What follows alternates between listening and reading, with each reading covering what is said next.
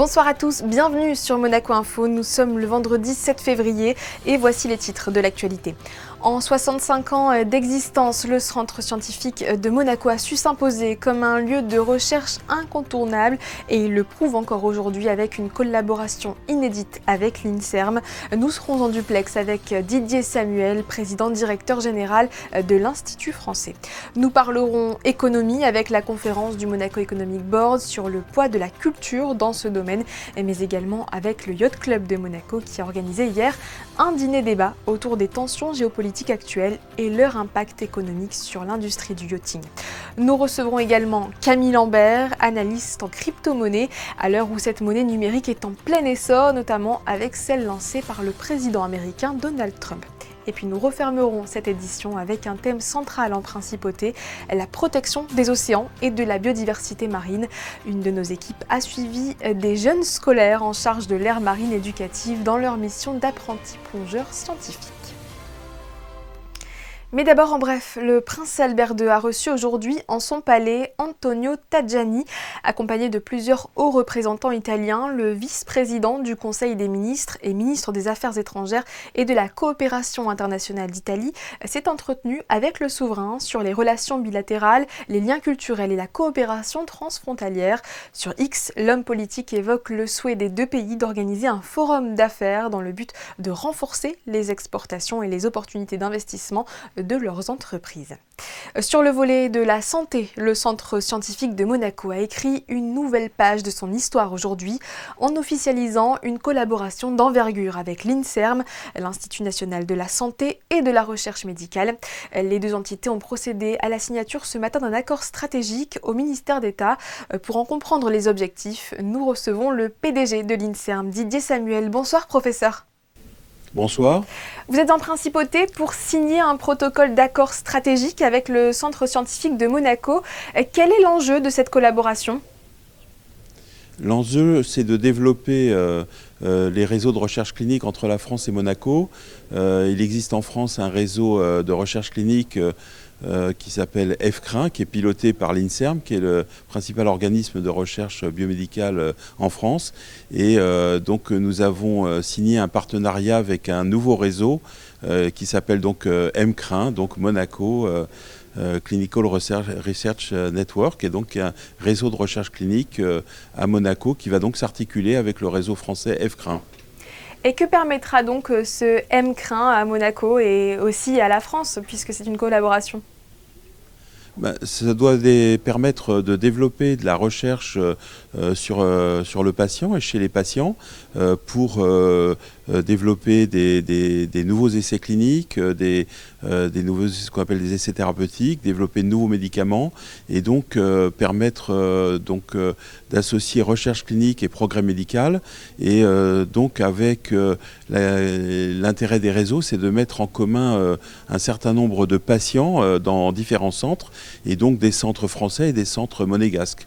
Et donc c'est pour nous, à la fois pour les patients monégasques, c'est la possibilité d'avoir accès à des essais cliniques en France, et l'inverse est vrai, c'est-à-dire pour des patients français et des médecins chercheurs français d'avoir accès aux patients monégasques qui seraient inclus dans des essais cliniques ou thérapeutiques. Et comment cette infrastructure fonctionnera-t-elle ? De quoi ou de qui sera-t-elle composée ? En fait, c'est une infrastructure qui existe en France depuis une douzaine d'années, qui s'appelle donc EFCRIN, qui réunit ce qu'on appelle des centres, des CIC, c'est-à-dire des centres d'investigation clinique, qui sont des centres présents dans chaque hôpital, qui permettent de réaliser des essais cliniques chez les patients, bien sûr avec l'accord des patients, et aussi de plus en plus avec la participation des patients. Et c'est donc l'idée, c'était donc de pouvoir s'articuler et d'ouvrir donc aux patients monégasques cette possibilité et cette articulation entre le réseau français et donc les hôpitaux de Monaco et donc bien sûr les patients. Et lorsque le EFCRIN a été créé en 2012, c'était aussi pour donner à la recherche française une certaine visibilité européenne et internationale ? Oui, c'est tout à fait vrai. Comme vous le savez, il y a besoin de ce qu'on appelle en recherche une masse critique, c'est-à-dire pour certains essais d'avoir un nombre important de patients. Donc quand la recherche se fait uniquement sur un seul hôpital, c'est souvent insuffisant. Quand on travaille en réseau, c'est beaucoup plus puissant, et FCRIN est d'ailleurs articulé avec ECRIN qui est le réseau européen, et donc on ouvre FCRIN à MCRIN qui est le réseau donc monégasque maintenant, et donc il va y avoir une articulation Monaco, France, Europe pour la recherche clinique, et dans des disciplines comme le diabète, l'asthme, les maladies cardiovasculaires, les maladies rénales, les thromboses, donc les thromboses vasculaires, les maladies psychiatriques, et donc beaucoup de possibilités de recherche dans des maladies très différentes. Il y a 21 réseaux FCRIN actuellement. Il va y en avoir 4 autres qui vont être labellisés prochainement. Et donc l'idée, c'est vraiment d'articuler avec les patients monégasques. Et plus largement, au-delà de la collaboration actuelle, quel lien entretient l'INSERM et le Centre scientifique de Monaco ? Eh bien, écoutez, jusqu'à présent, il n'y en avait pas assez, et donc c'est une bonne raison de cette signature, puisque ça va permettre justement de développer des liens. Et puis le CSM a aussi une expertise sur, par exemple, la recherche sur l'océan.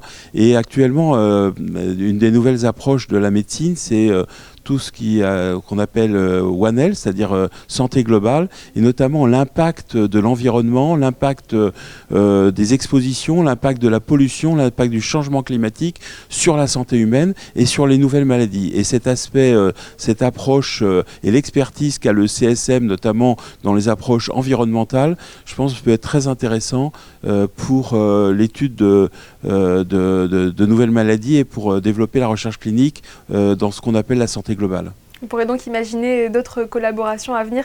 Merci beaucoup, professeur, d'avoir été avec nous ce soir.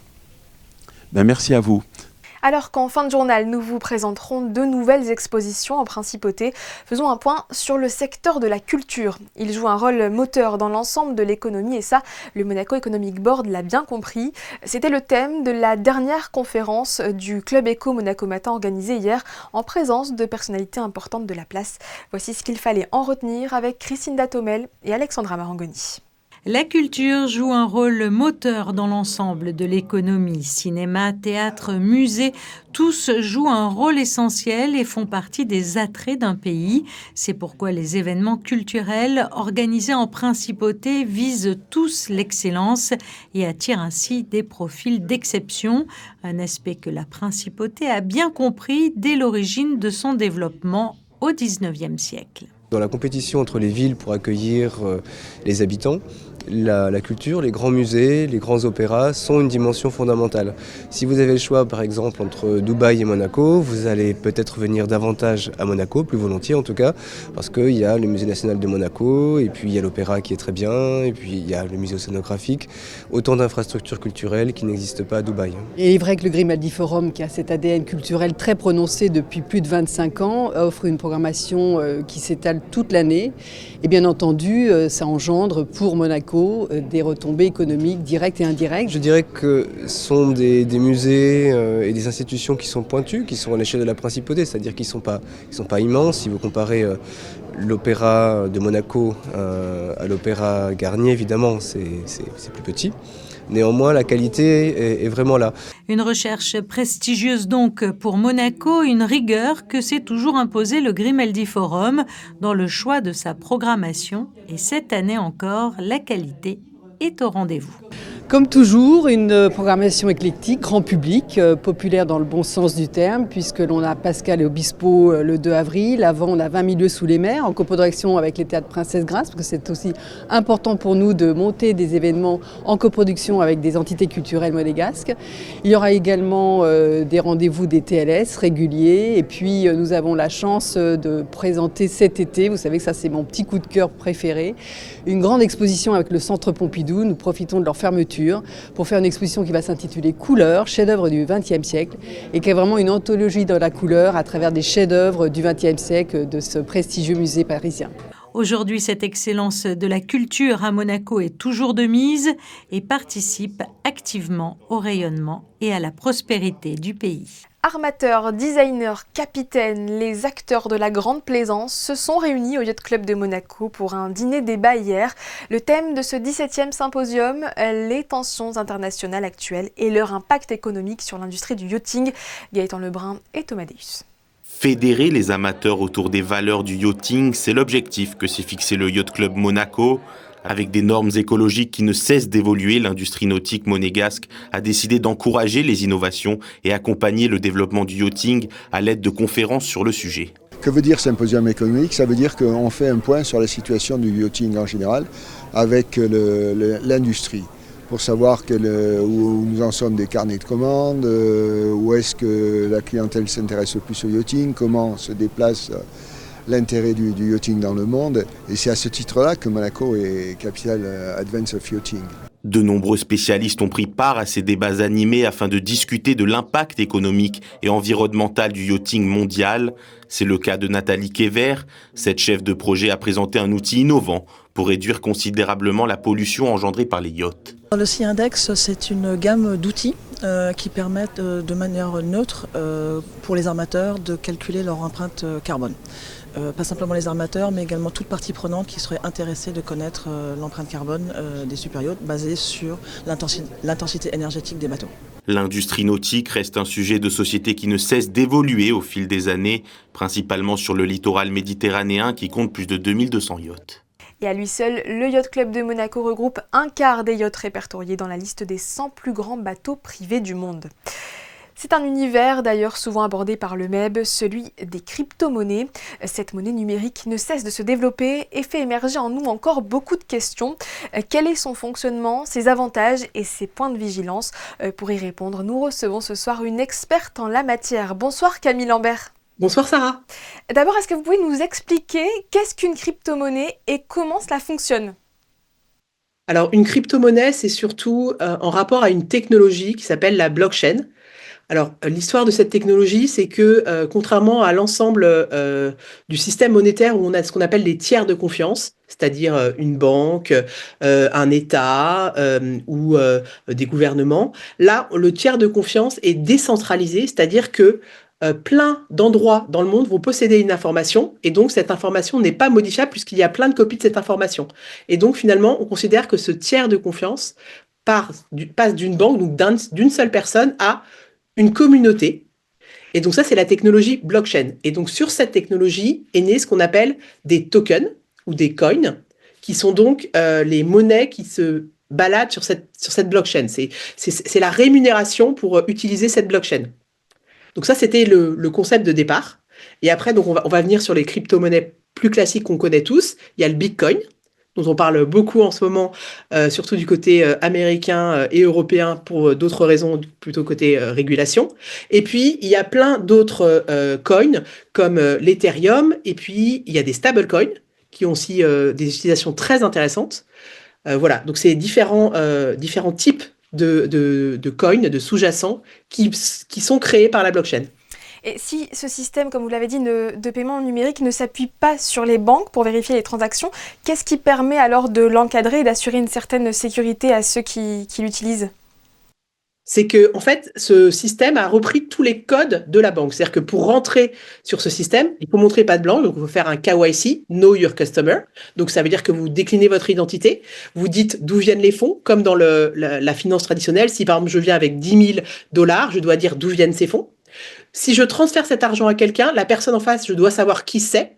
C'est juste que la personne qui tient le registre n'est pas une banque, c'est un système décentralisé. Le président Trump a lui-même mis en circulation sa propre crypto-monnaie. Cela vous a-t-il surpris et qu'en pensez-vous? Alors, c'est pas vraiment une crypto-monnaie, c'est ce qu'on appelle un meme coin. C'est-à-dire que c'est quelqu'un qui va utiliser un événement ou quelque chose de son histoire pour créer son propre token. Et d'ailleurs, c'est pas un coin, c'est un token, et qui va espérer que des gens l'achètent et le vendent. Et comme c'est le président des États-Unis, les gens font des paris dessus en imaginant qu'ils vont faire de l'argent, mais bad news, ce ne sera certainement pas le cas à long terme, puisqu'aujourd'hui, il faut savoir que de la même manière que en finance traditionnelle, il y a des gens dont c'est le métier de traiter ce genre de produits, qui ont des outils beaucoup plus sophistiqués que vous et qui donc, eux, sont en capacité de faire de l'argent parce que c'est leur métier. Et donc, je déconseille au grand public d'en acheter, sauf peut-être 1 euro pour voir comment ça marche, mais s'arrêter là. Et comment acheter alors de manière générale des crypto-monnaies? Est-ce que vous recommandez à tous les publics de le faire d'ailleurs? Pour moi, je pense que la crypto-monnaie, c'est comme l'intelligence artificielle. C'est quelque chose qu'il faut comprendre avant de pouvoir soit dire qu'on n'en veut pas, qu'on critique. Donc moi, de la même manière que je recommande toujours à mes clients d'ouvrir un compte d'intelligence artificielle pour poser des questions bêtes, même sur ces choses de cuisine, eh ben, je recommande à tout le monde d'acheter de la crypto-monnaie, soit un tout petit peu de Bitcoin. Il faut savoir qu'aujourd'hui, le Bitcoin vaut 100 000 $. Aujourd'hui, là où on parle, il doit valoir peut-être un peu plus. Et vous n'avez pas d'obligation d'acheter un Bitcoin en entier. Vous pouvez très bien acheter l'équivalent de 10 euros de Bitcoin. Mais je trouve que c'est important aujourd'hui d'avoir ce qu'on appelle un wallet. Donc, c'est l'endroit où vous stockez cette crypto-monnaie, d'en acheter pour comprendre comment ça marche. Parce que même si on ne croit pas dans les différents coins qui existent, aujourd'hui, il faut voir qu'il y a quand même un énorme intérêt à la blockchain.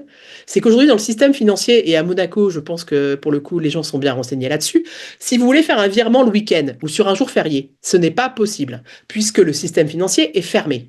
Ce qui n'est pas le cas de la blockchain, puisqu'elle est ouverte 24 heures sur 24, y compris les jours fériés.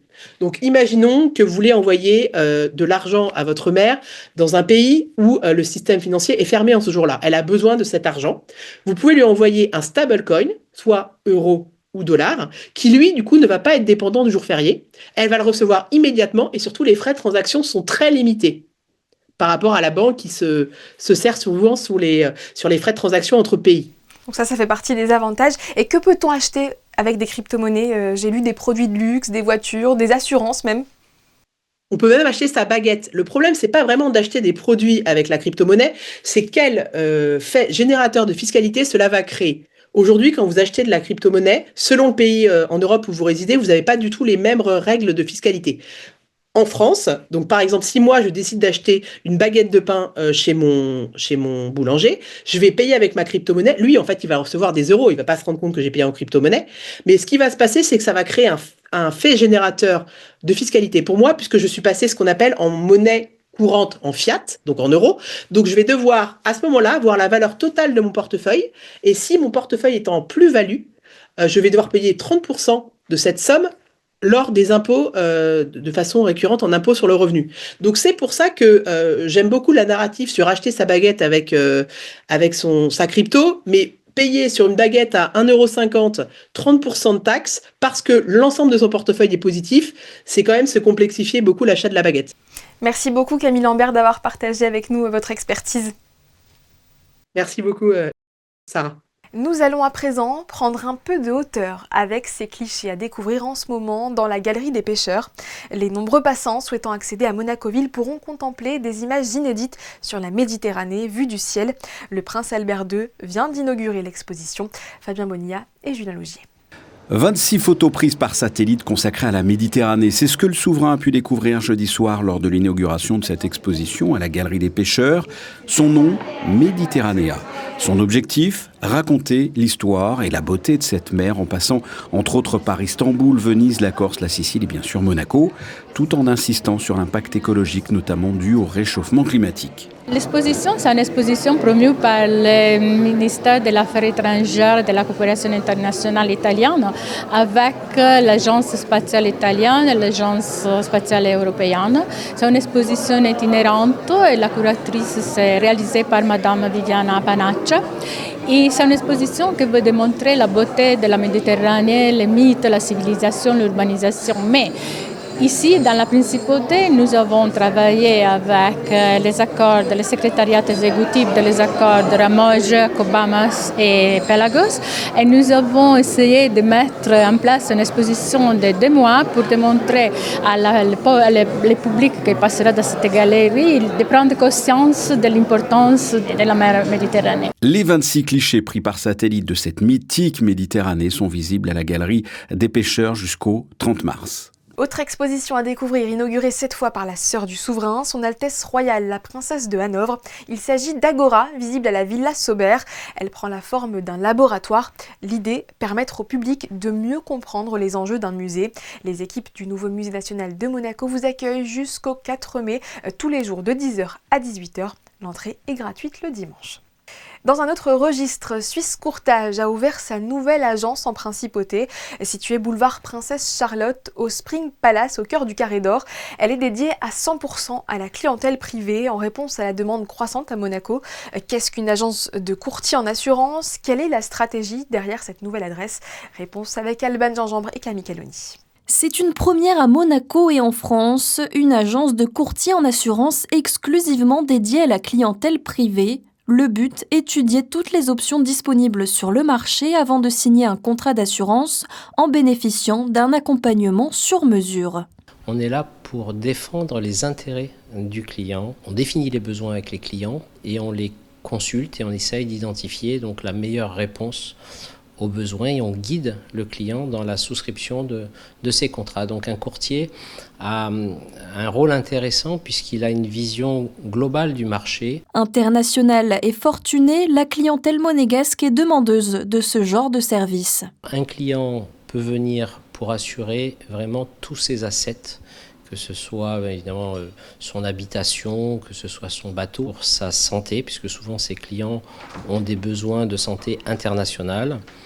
Également l'automobile, souvent des véhicules, des flottes automobiles, ils ont 10, 15 véhicules, on voit et puis des véhicules vraiment de prestige. Et également peut-être accompagner les clients dans leurs différentes résidences, puisque Suisse Courtage dispose d'agréments dans tous les pays européens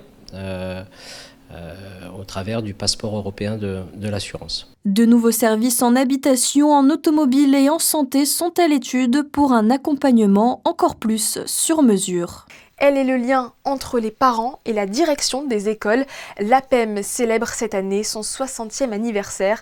L'association des parents d'élèves de Monaco a organisé cette semaine un dîner au restaurant de la Société nautique en présence du souverain. Je vous propose d'écouter sa présidente à propos des missions et des objectifs de cette organisation.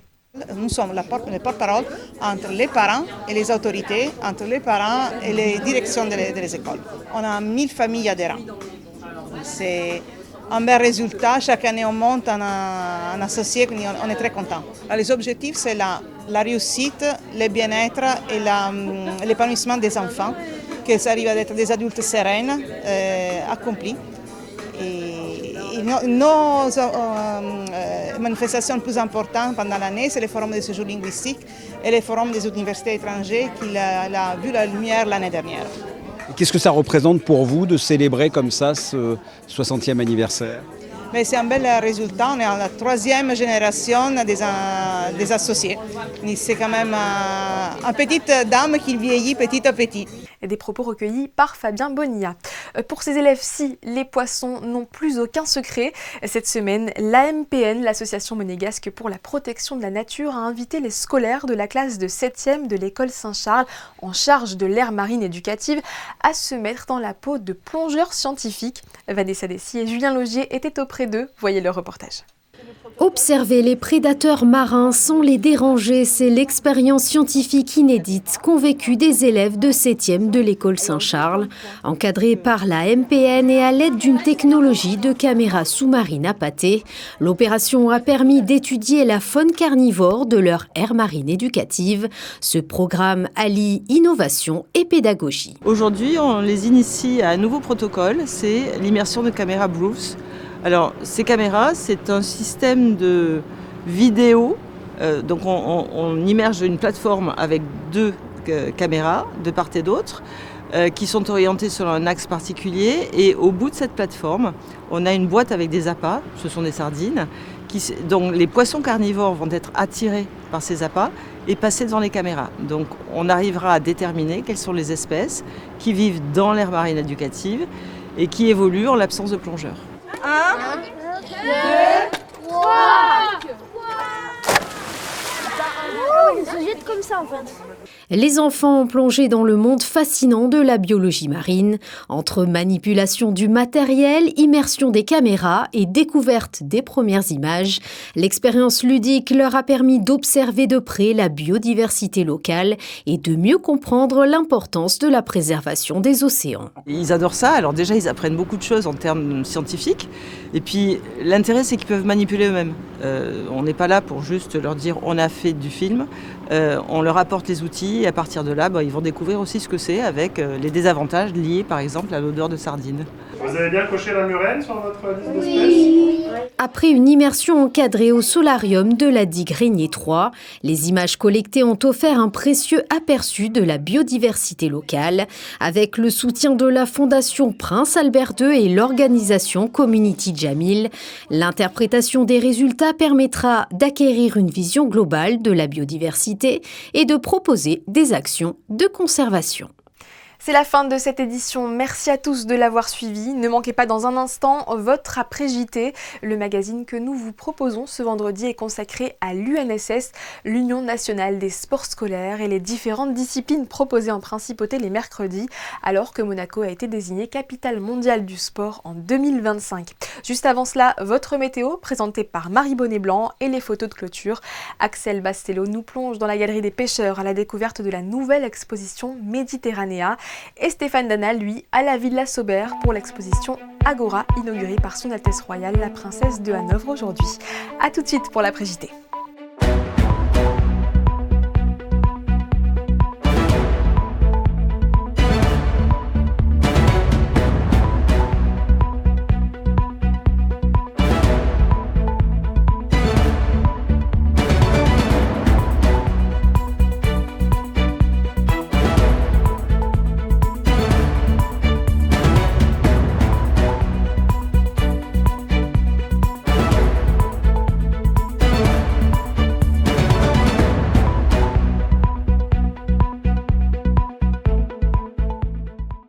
Retrouvez la météo avec Suisse Courtage, le spécialiste de l'assurance à Monaco depuis plus de 35 ans. Notre expertise à votre service.